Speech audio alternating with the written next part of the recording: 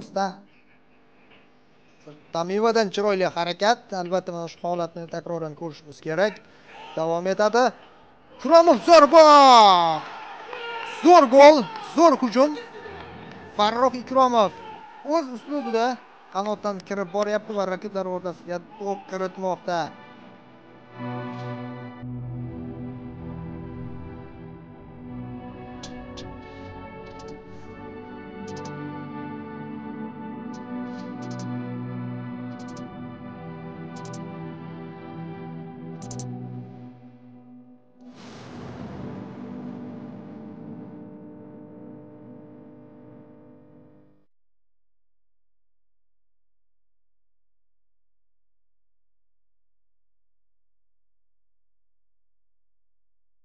Endi Bunyodkorning qizi Ulug'bek Abdullayev markazdan Nurullo chap qanotga Tamivaga to'pni aniq yetkazib berdi.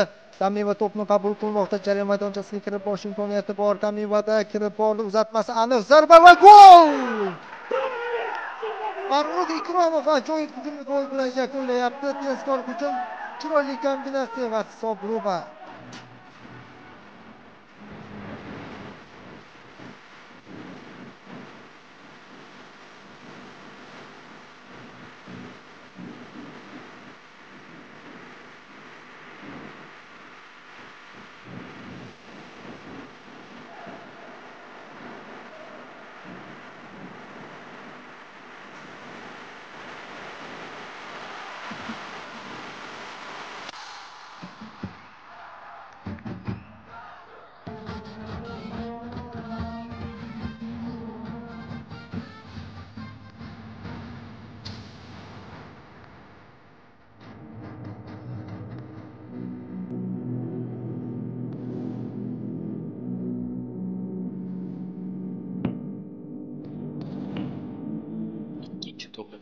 Jahon Rahmatov, Farruh Ikromov o'tib ketyapti tezlik bilan, zarba, gol!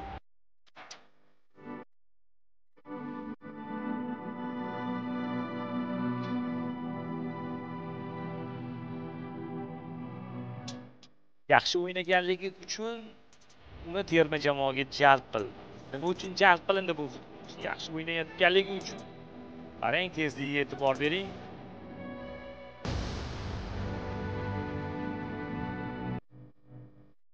Ikromov Andreyevdan biroz o'tga oldinga qarab bordi, to'pni o'ziga to'g'rilamoqda. Yaxshi Tamiva, yaxshi imkoniyat va hozir zarba, gol!